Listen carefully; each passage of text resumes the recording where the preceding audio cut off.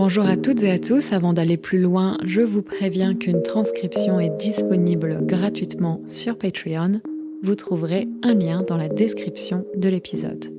Pour ceux qui écoutent régulièrement mon podcast, vous savez que j'aime bien faire des quiz. J'ai fait des quiz sur le cinéma, sur la France, sur la cuisine, sur l'histoire.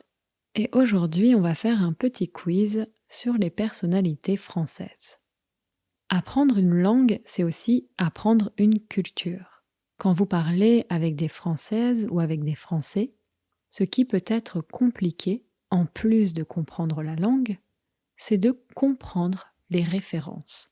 Donc aujourd'hui, on va parler de plusieurs personnalités françaises que tout le monde connaît en France. Il y aura sûrement des personnalités que vous connaissez déjà et peut-être d'autres que vous allez découvrir. Alors c'est parti pour un petit quiz. Qui suis-je ? C'est parti, c'est un peu dans le sens de OK, let's go. C'est parti. Alors c'est parti pour un petit quiz. Qui suis-je ? Who am I ? Qui suis-je ? Première personnalité. Mon vrai prénom c'est Gabrielle, mais on me connaît sous un autre nom. Je suis née à la fin du 19e siècle. J'ai eu une enfance très compliquée. J'ai perdu ma maman très tôt et à 12 ans, mon père m'a laissée dans un orphelinat. À 20 ans, j'ai travaillé en tant que couturière et vendeuse dans un magasin. Mais j'ai finalement démissionné pour devenir danseuse et chanteuse de music hall. C'est là qu'on m'a donné un surnom que je garderai toute ma vie.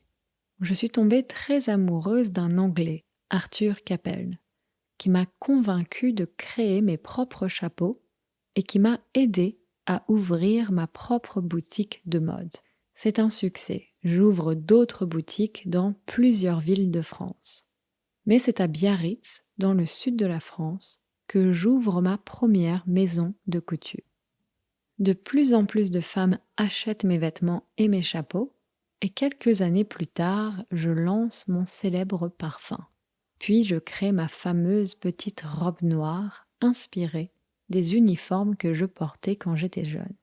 J'étais amie avec le grand poète Jean Cocteau, avec l'écrivain Marcel Proust et les peintres Toulouse-Lautrec et Auguste Renoir.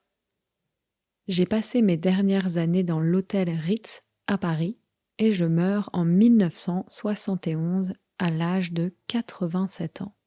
Alors, qui suis-je ? Vous avez sûrement deviné mon surnom Coco et le nom de mon parfum Chanel numéro 5. Je suis Coco Chanel. Est-ce que vous aviez deviné ? Deviné to guess. Est-ce que vous aviez deviné ? Je vais donner quelques petites explications. Mon vrai prénom, c'est Gabrielle. Donc en français, on a le prénom et le nom. Gabrielle, c'était son prénom et Chanel, c'était son nom ou son nom de famille. Mon vrai prénom, c'est Gabrielle, mais on me connaît sous un autre nom. Je suis née à la fin du 19e siècle. J'ai eu une enfance très compliquée. Alors, un enfant ou une enfant, bien sûr, c'est a child.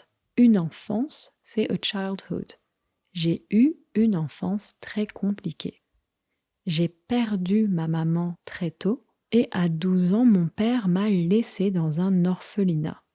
Donc, un orphelinat, c'est un endroit où il y a des orphelins, des personnes qui n'ont plus de parents. À 20 ans, j'ai travaillé en tant que couturière. Qu'est-ce que c'est une couturière ? Une couturière, ça vient du verbe coudre, to sew.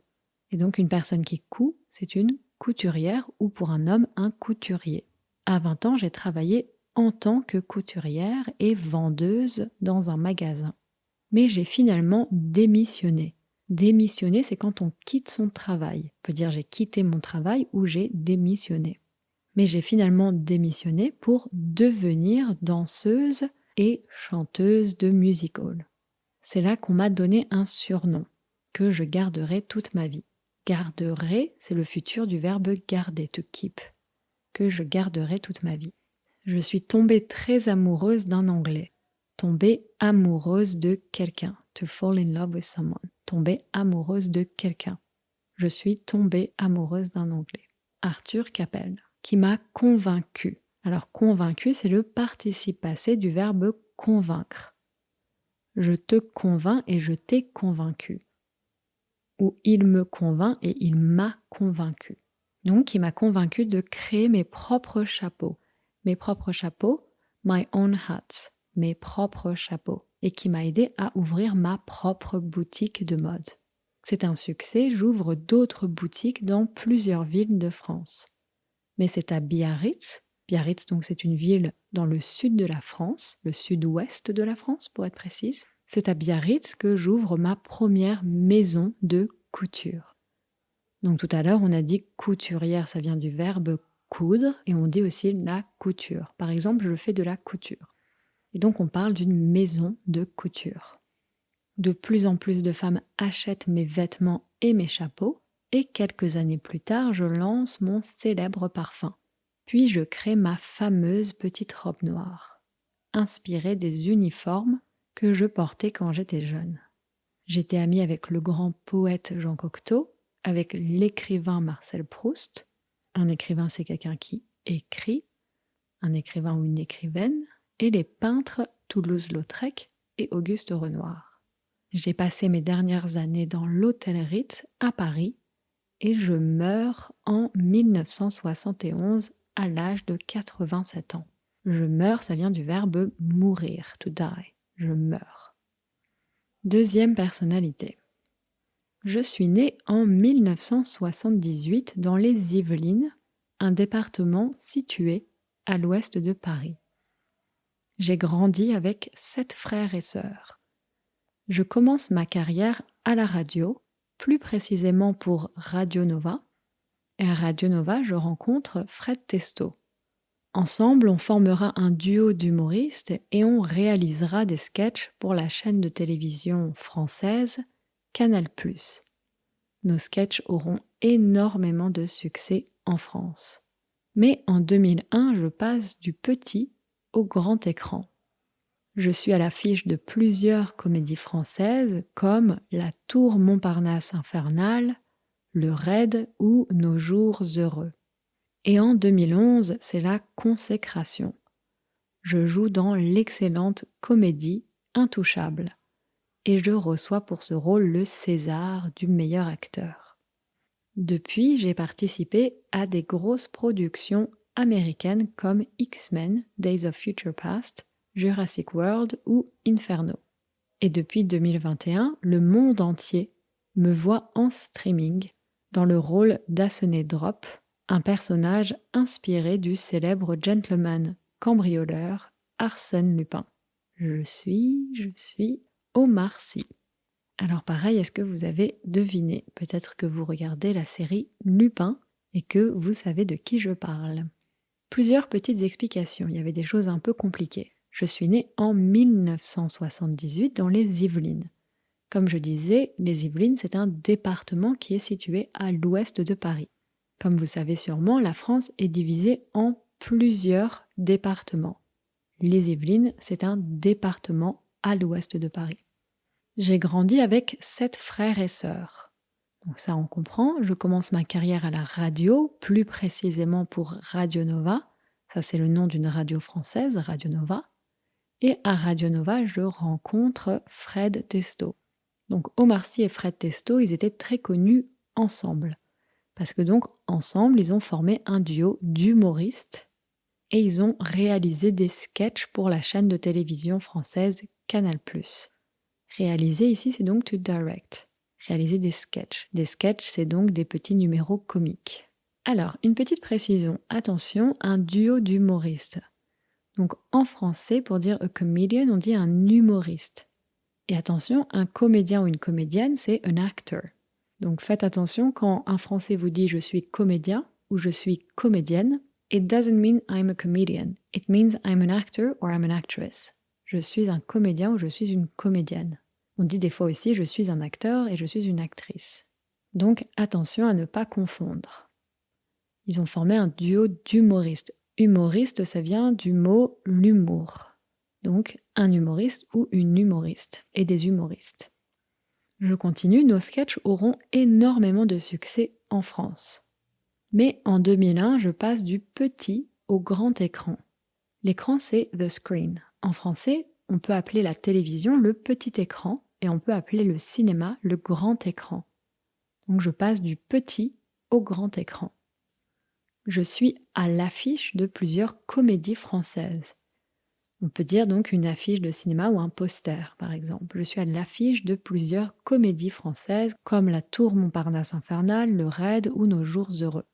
Donc c'est le nom de plusieurs comédies françaises. Et en 2011, c'est la consécration. Je joue dans l'excellente comédie Intouchable. Et je reçois pour ce rôle le César du meilleur acteur. Le César du meilleur acteur, c'est un peu notre équivalent en France des Oscars, les Césars. Depuis, j'ai participé à des grosses productions américaines comme X-Men Days of Future Past, Jurassic World ou Inferno. Et depuis 2021, le monde entier me voit en streaming dans le rôle d'Asonedrop. Je ne suis pas sûre de comment ça se prononce parce que je n'ai pas regardé Lupin, mais peut-être que vous saurez comment prononcer Asonedrop, un personnage inspiré du célèbre gentleman cambrioleur Arsène Lupin. Un cambrioleur, ça vient du verbe cambrioler. En anglais, on dirait a robber. En français, un cambrioleur. Allez, troisième et dernière personnalité. Je suis née au début du XIXe siècle. Mon père était général pendant le Premier Empire sous Napoléon. Pendant mon enfance, ma famille et moi suivons mon père qui combat au sein de l'armée napoléonienne. On part en Italie et en Espagne, mais je passe également beaucoup de temps à Paris. Au lycée, je commence à écrire des poèmes et j'obtiens déjà des prix littéraires à l'âge de 17 ans. Mais je ne suis pas que poète. Je suis également romancier, peintre, dramaturge, ça veut dire que j'écris des pièces de théâtre, et je deviendrai un homme politique. À l'âge de 27 ans, j'écris mon célèbre roman « Le dernier jour d'un condamné ». Comme son titre l'indique, mon roman raconte les derniers jours d'un homme qui va être condamné à mort. Certains de mes livres sont censurés. Et certaines de mes pièces de théâtre ont scandalisé les spectateurs. On me désigne souvent comme le chef du mouvement romantique, un mouvement artistique qui favorise les émotions et l'imaginaire à la raison et à la morale. J'ai été élue à l'Académie française, une institution française qui élabore le dictionnaire français et qui fixe les règles de la langue française. Mais malgré tous mes succès, je connais beaucoup de moments malheureux, comme quand ma fille Léopoldine s'est noyée dans la Seine. À la suite de cet accident, je prends mes distances avec le monde littéraire et je me rapproche de plus en plus du monde politique. Je suis connue pour mon opposition à la peine de mort et à l'injustice sociale. Et je suis également opposée au régime autoritaire de Napoléon III. Et mon opposition au régime de Napoléon III m'oblige à m'exiler de la France. Pendant la deuxième moitié du XIXe siècle, c'est la fin du Second Empire et le début de la République. Je reviens alors à Paris et je suis élu député à l'Assemblée nationale. Mais je démissionne rapidement. Je continue quand même d'être considéré comme l'idole de la gauche républicaine, jusqu'à ma mort à la fin du XIXe siècle. La République organise mes funérailles au Panthéon, un monument situé à Paris qui est dédié aux grands personnages de la République française. Alors, qui suis-je ? Vous connaissez peut-être mes romans les plus célèbres. Notre-Dame de Paris, Ruy Blas ou bien Les Misérables. Je suis Victor Hugo. Alors encore une fois, est-ce que vous aviez deviné que j'étais Victor Hugo ? Il y avait beaucoup de détails, mais ce n'est pas forcément très facile. Alors, plusieurs explications parce qu'il y a eu beaucoup de choses compliquées. Je suis née au début du XIXe siècle. Mon père était général pendant le Premier Empire sous Napoléon. Bon, en principe, tout ça, ça va. Pendant mon enfance, donc je vous ai expliqué tout à l'heure ce que c'était l'enfance, pendant mon enfance, ma famille et moi suivons mon père. Suivons, ça vient du verbe suivre, to follow. Ma famille et moi suivons mon père qui combat au sein de l'armée napoléonienne. Alors, au sein de, c'est un peu within. Donc, il combat au sein de l'armée napoléonienne. Vous voyez, on peut faire un adjectif à partir de Napoléon. L'armée napoléonienne. On part en Italie et en Espagne. Mais je passe également beaucoup de temps à Paris. Passer du temps à Paris. Au lycée, je commence à écrire des poèmes. Le lycée, donc, c'est quand on est à l'école, c'est à peu près de 15 ans à 18 ans. On appelle ça le lycée. Ça dure 3 ans. Peut-être qu'à l'époque de Victor Hugo, c'était différent, mais aujourd'hui, c'est comme ça que ça fonctionne. Au lycée, je commence à écrire des poèmes et j'obtiens déjà des prix littéraires à l'âge de 17 ans. Donc c'était un peu un petit génie. Mais je ne suis pas que poète. Ici, je ne suis pas que, ça veut dire I'm not only. I'm not only a poet. Je ne suis pas que poète. Mais je ne suis pas que poète, je suis également romancier. Un romancier, c'est quelqu'un qui a écrit des romans, novels. Je suis également romancier, peintre, dramaturge. Donc j'ai expliqué, dramaturge, c'est quelqu'un qui écrit des pièces de théâtre. Un dramaturge ou une dramaturge. Et je deviendrai un homme politique. À l'âge de 27 ans, j'écris mon célèbre roman, Le dernier jour d'un condamné. Comme son titre l'indique, mon roman raconte, raconter c'est to tell, mon roman raconte, les derniers jours d'un homme qui va être condamné à mort. Être condamné à mort, c'est to be sentenced to death. Être condamné à mort. Certains de mes livres sont censurés. Ça, vous comprenez, ça vient de la censure, être censuré. Et certaines de mes pièces de théâtre ont scandalisé les spectateurs. On me désigne souvent comme le chef du mouvement romantique. J'ai expliqué, le mouvement romantique, c'est un mouvement artistique qui favorise les émotions et l'imaginaire à la raison et à la morale. J'ai été élue à l'Académie française. Pareil, l'Académie française, j'ai déjà expliqué plusieurs fois, c'est une institution française qui élabore le dictionnaire français et qui fixe les règles de la langue française.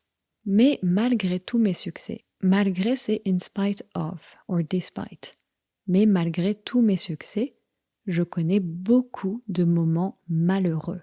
Malheureux, c'est le contraire de heureux. Heureux, happy, malheureux, unhappy. Je connais beaucoup de moments malheureux, comme quand ma fille Léopoldine s'est noyée dans la Seine. La Seine, donc, vous connaissez, c'est le fleuve qui traverse Paris.